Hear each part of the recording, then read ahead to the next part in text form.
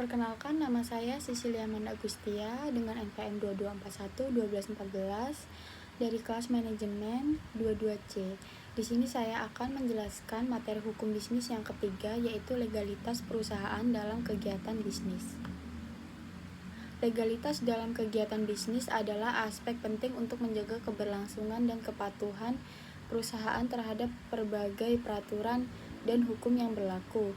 Beberapa materi penting terkait legalitas perusahaan dalam kegiatan bisnis meliputi: yang pertama, pendirian dan struktur hukum perusahaan, termasuk dokumen pendirian seperti akte pendirian, perizinan, serta pemilihan struktur hukum yang tepat atau seperti perseroan terbatas atau PT, perseroan komentar atau CV, atau bentuk hukum lainnya, perizinan dan izin usaha, memperoleh izin-izin yang diperlukan dari instansi terkait sesuai dengan jenis usaha yang dijalankan. 3. Kontrak dan perjanjian, memahami pembuatan, negosiasi, dan implementasi kontrak serta perjanjian seperti karyawan, mitra bisnis, atau klien. Ini termasuk juga kontrak kerja, perjanjian kemitraan, dan lainnya. Yang keempat, pajak dan kepatuhan perpajakan, memahami peraturan pajak yang berlaku, melaksanakan pembayaran pajak secara tepat waktu, serta mematuhi kewajiban perpajakan perusahaan. Yang kelima, perlindungan konsumen dan hak karyawan, mematuhi hukum perlindungan konsumen dan hak karyawan, termasuk aturan terkait keselamatan kerja, hak-hak karyawan, dan aspek-aspek konsumen lainnya. Yang keenam, kepatuhan hukum lainnya, mengetahui dan mematuhi peraturan yang berkaitan dengan sektor atau industri tertentu seperti regulasi, keuangan, lingkungan, keamanan pangan, atau standar industri. Memahami dan mematuhi aspek-aspek legalitas ini penting agar perusahaan dapat beroperasi dengan lancar, menghindari masalah hukum, serta membangun reputasi yang baik di mata publik dan stakeholder lainnya. Terkadang perusahaan memerlukan bantuan dari profesional hukum atau konsultan kepatuhan untuk memastikan kepatuhan mereka terhadap semua aspek legalitas yang berlaku. A. Dasar hukum. Yang pertama, Undang-Undang Nomor 40 Tahun 2007 tentang perseroan terbatas. Yang kedua, Peraturan Menteri Keuangan Nomor 197/PMK 03/2013 tentang perubahan atas Peraturan Kementerian Keuangan Nomor 68/PMK 03/2010 tentang batasan pengusaha kecil pajak pertambahan nilai. Yang ketiga, Peraturan Pemerintah Nomor 24 Tahun 2018 tentang pelayanan perizinan berusaha terintegrasi secara elektronik. Yang keempat, Undang-Undang Nomor 11 Tahun 2020 tentang Cipta Kerja. Yang kelima, Peraturan Pemerintah Nomor 5/2021 tentang penyelenggaraan perizinan berusaha berbasis resiko. Yang B. Akte pendirian dalam legalitas adalah akte pendirian merupakan salah satu dokumen legalitas utama yang wajib dimiliki oleh pelaku usaha, baik itu usaha skala besar maupun kecil, yang dibuat oleh notaris sebagai langkah awal untuk mendirikan perusahaan, termasuk firma, komanditir, finanscap atau CV, ataupun perseroan terbatas atau PT. Perlu ditekankan bahwa pendirian suatu perusahaan tidak memerlukan izin notaris. Undang-undang mengatur bahwa untuk pendirian perusahaan tertentu, khususnya yang berbadan usaha, harus dibuat dengan akte notaris yang kemudian diajukan dengan notaris terkait untuk mendapatkan pengesahan berbentuk surat keputusan melalui Kementerian Hukum dan HAM. Akte pendirian berisi keterangan mengenai identitas dan kesepakatan para pihak untuk mendirikan perusahaan, disertai anggaran dasar yang mengatur ketentuan dalam pasal-pasal mengenai nama dan tempat kedudukan, jangka waktu, maksud dan tujuan kegiatan usaha, modal dan saham, sistem rapat umum pemegang saham, rapat direksi dan rapat komisaris, susunan, pengangkatan, pemberhentian, dan wewenang direksi dan dewan komisaris, dan hal-hal lainnya. Nomor induk berusaha. NIB adalah identitas pelaku usaha yang diterbitkan oleh lembaga online single submission, yakni integritas dengan Badan Koordinasi Penanaman Modal. Setelah pelaku usaha melakukan pendaftaran melalui OSS, penerbit NIB melalui OSS diatur dalam PP 24/2018 bagaimana didefinisikan dalam pasal 1 ayat 12, yakni nomor induk berusaha yang selanjutnya disingkat NIP adalah identitas pelaku usaha yang diterbitkan oleh lembaga OSS setelah pelaku usaha melakukan pendaftaran. Fungsi NIP pada penerapannya tidak hanya sebagai identitas tetapi juga berlaku sebagai tanda daftar perusahaan, angka pengenal impor, dan akses ke BPAN. Perusahaan melakukan kegiatan impor maupun ekspor impor sebagai diatur dalam pasal 26 PP 24/2018.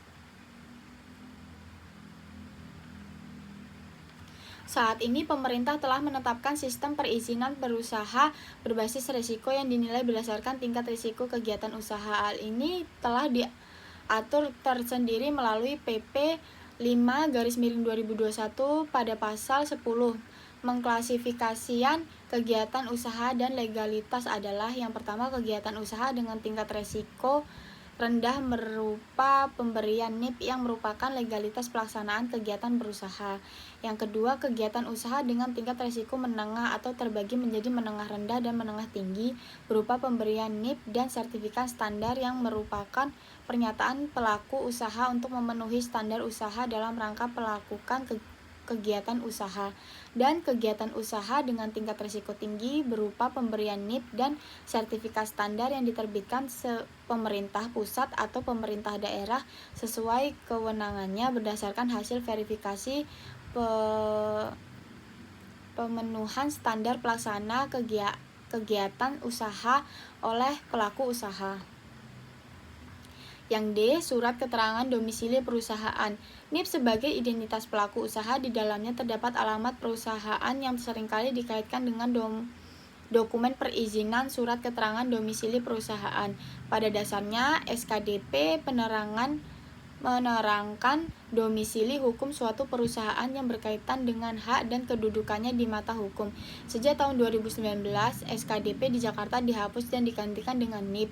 Namun ini berlaku untuk wilayah Jakarta saja dan belum berlaku di luar Jakarta, sehingga di beberapa daerah lainnya di luar Jakarta, perusahaan wajib untuk memenuhi SKDP melalui PTSP di kota atau kabupaten tempat usaha berdomisili. Yang F, nomor pokok wajib pajak. Pelaku usaha dapat membuat NPWP badan usaha dengan menandatangani kantor pelayanan pajak pratama di wilayah tempat badan usaha berlokasi. Namun sekarang ini pelaku usaha dapat membuat NPWP badan usaha secara online melalui laman erek.pajak.go.id atau daftar atau laman pajak.go.id dan pilih menu e-registration. Kemudian ikuti semua instruksi yang ada. Setelah mendapatkan NPWP untuk perusahaan, pelaku usaha dapat melaksanakan hak dan kewajiban pajak seperti bayar dan lapor pajak perusahaan berdasarkan per 04/PJ/2020 syarat pembuatan NPWP untuk badan terbagi ke dalam 3 kategori, yaitu kategori badan usaha berorientasi laba, badan usaha tidak berorientasi laba, dan badan usaha operasi kerjasama atau joint operation.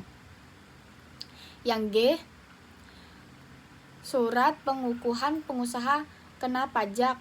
Berdasarkan Peraturan Direksi Jenderal Pajak Nomor 44/PJ/2008, SPPKP adalah surat yang diterbitkan oleh Kantor Pelayanan Pajak atau KPP yang berisikan identitas dan kewajiban perpajakan pengusaha kena pajak atau PKP yang melakukan penyerahan barang kena pajak atau penyerahan jasa kena pajak yang dikenai pajak berdasarkan Undang-Undang Pasar Pertambahan Nilai. Berdasarkan PMK nomor 197/PMK 03/2013 tentang batasan pengusaha kecil pajak pertambahan nilai. Pasal 4 ayat 1 mengukur bahwa klasifikasi pengukuhan PKP yakni dengan penerimaan bruto sampai dengan 1 bulan dalam 1 buku melebihi Rp4.800.000.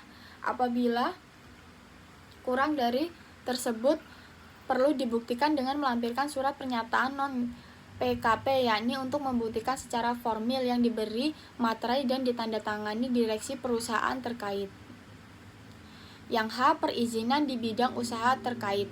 Dokumen legalitas lainnya yang diperlukan suatu badan usaha didasarkan pada setiap jenis usahanya masing-masing.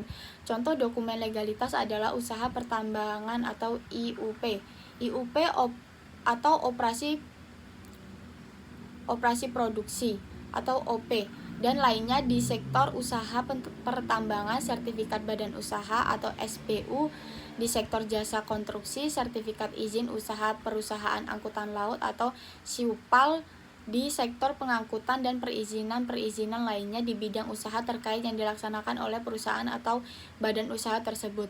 Maka dari itu legalitas adalah menjadi aspek terpenting dalam pelaksanaan usaha terkait. Demikian yang dapat saya sampaikan mengenai materi hukum bisnis yang ketiga, yaitu